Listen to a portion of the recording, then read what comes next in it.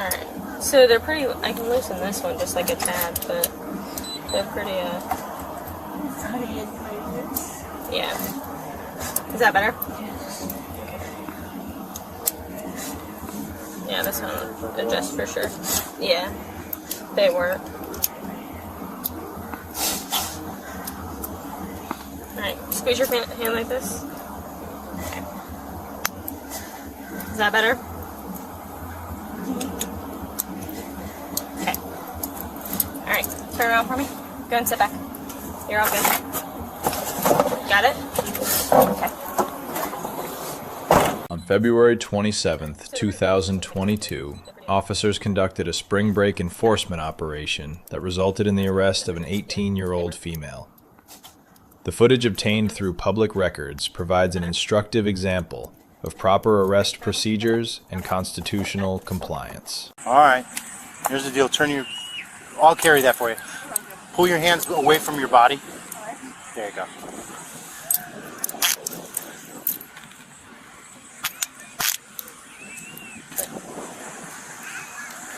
I have to search your bag. Is there anything I'm going to be concerned with in your bag? Okay. Come on over here by my thingy.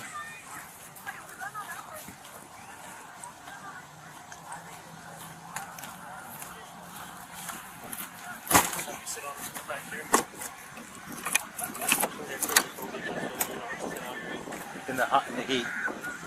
What is it? Okay.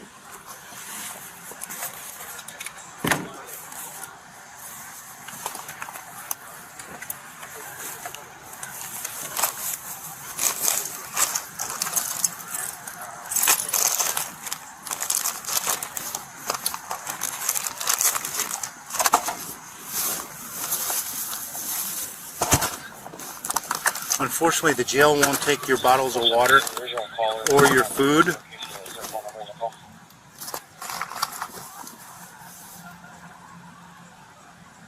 Stand by, let me check. Why'd you leave your ID? Because I didn't need it on my phone. Oh, okay.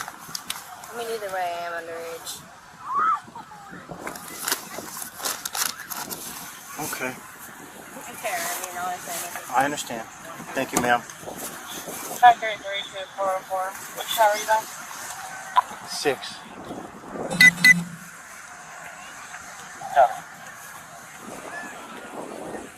417. Original caller line 30. Have the phone number in there. Son of a gun, you can't even read this.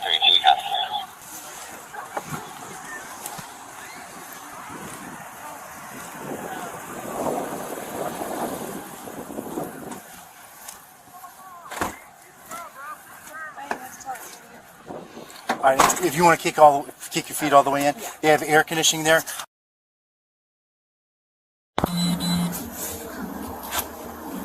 Alright, so they're pretty, I can loosen this one just like a tad, but they're pretty, yeah. Is that better? Yes. Okay. Yeah, this one will adjust for sure. Yeah, they work.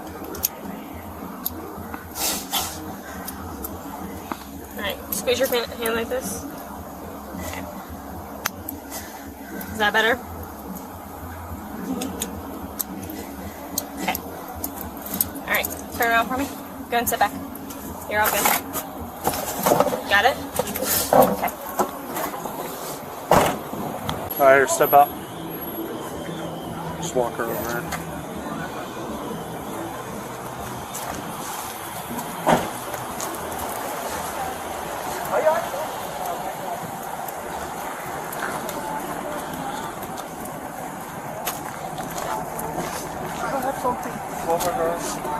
Okay, do you have anything in your bag?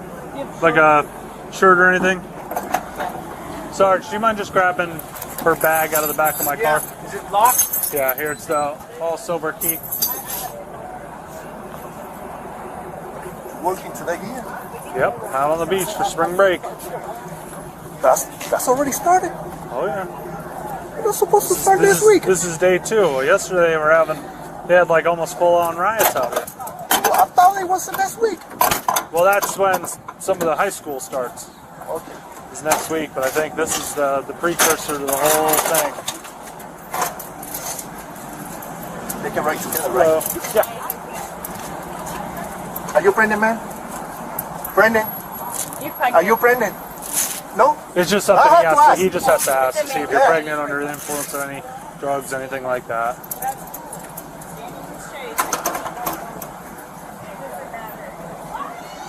Okay. Thank you, sir. You said you had a shirt or something in here? There's a dress in there. There's a dress? This one? Okay. Cool. You want to help her with that? Watch her?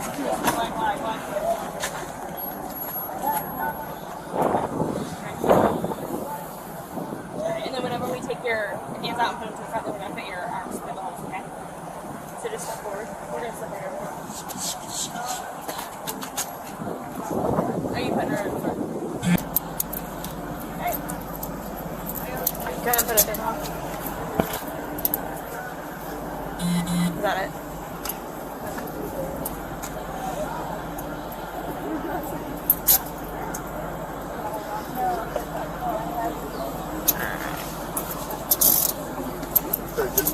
Alright, so it's just going to go around your waist, and then the handcuffs are going to go in front, okay?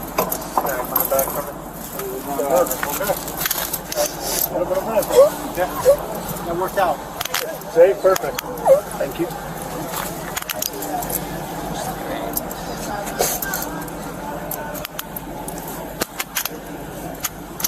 Good. Not too tight. A little tight. This one. Or the other one? Let me know. I don't want you to feel more uncomfortable than you already are. Listen, you're only 18. You got the rest of your life, okay? State Attorney's Office is going to work with you. Do whatever they tell you to do to get it taken off your record, okay? Or reduced. You understand? What you said in the head. I hope you feel really. The officer's first action is conducting a search incident to arrest. Under United States v. Robinson, decided in 1973, officers may search a person and their immediate possessions following a lawful arrest without obtaining a warrant. This exception to the Fourth Amendment's warrant requirement exists for two purposes: officer safety and preservation of evidence. Notice the officer asks, "Is there anything I'm going to be concerned with in your bag?" This isn't legally required, but it's tactically sound. By asking first, he reduces the risk of encountering weapons unexpectedly while still maintaining his legal authority to search. The subject states, "I am underage."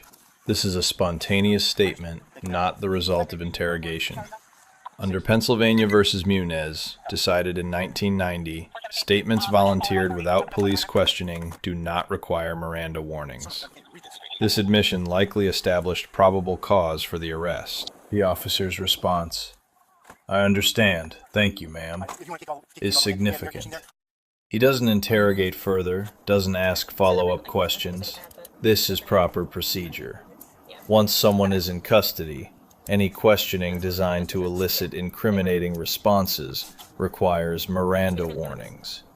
The officer correctly refrains from turning this into an interrogation. Now observe the handcuffing procedure. Under Graham v. Connor, the 1989 Supreme Court decision, all uses of force must be objectively reasonable based on the totality of circumstances. Handcuffs are considered a use of force. When the subject indicates discomfort, the officer immediately checks and adjusts them. This is more than courtesy. It's constitutional obligation. Handcuffs that are unnecessarily tight can constitute excessive force. Several federal circuits have held that failing to adjust handcuffs when a subject complains of pain can violate the Fourth Amendment's prohibition on excessive force. The officer then applies what's called a belly chain or transport belt. This allows the handcuffs to be repositioned to the front, connected to a chain around the waist. For longer transports, this is considered best practice, as it reduces strain on the shoulders and wrists while maintaining security. Many departments require this for transports exceeding 15 minutes. The officer asks two specific questions: whether she's pregnant and whether she's under the influence of drugs. These fall under the booking exception to Miranda, established in Pennsylvania versus Muniz. Routine administrative questions, asked for legitimate booking purposes, don't require Miranda warnings, even when the subject is in custody. The key distinction is whether questions are reasonably related to administrative concerns or designed to elicit incriminating statements about the offense. Here, pregnancy status affects housing decisions at the jail, and drug influence affects medical screening protocols. These are proper booking questions. The officer's casual conversation about spring break serves a tactical purpose. Research in procedural justice shows that when officers explain their actions and maintain conversational rapport, subjects are significantly less likely to resist and more likely to comply with the legal process. This isn't just good customer service. It's evidence-based tactics. The mention of riots the previous day provides critical context. Courts evaluating police actions under Graham versus Connor must consider the totality of circumstances known to the officer. An environment with recent civil unrest justifies heightened caution and may affect what level of force or control is deemed reasonable. The officer's statement to the subject: "You're only 18. You got the rest of your life ahead of you. State Attorney's Office is going to work with you," exceeds his legal obligations, but represents best practices in community policing. Research shows that procedural justice, the perception of fair treatment during police encounters, significantly affects public cooperation with law enforcement. From a Fourth Amendment perspective, this arrest appears constitutional. The subject's admission of being underage in a context suggesting alcohol violations provides probable cause. The search of her bag is justified as incident to arrest under Robinson.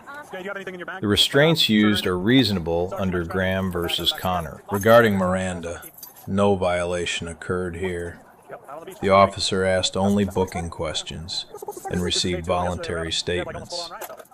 If he had questioned her about the offense itself, Miranda would be required.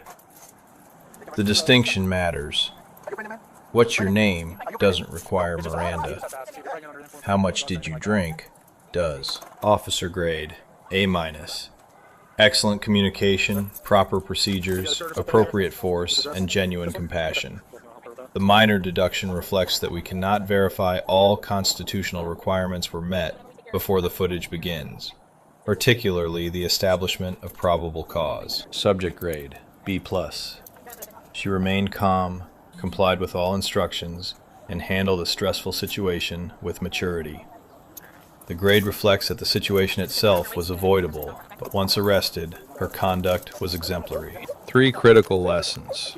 First, officers who communicate clearly and show basic human decency create safer encounters for everyone.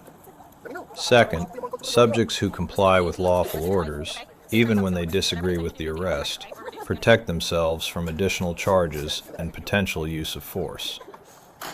Third, one mistake at 18 doesn't define a life, but how both sides handle that moment matters tremendously. Let us know if there is an interaction or legal topic that you would like us to discuss in the comments below. Thank you for watching.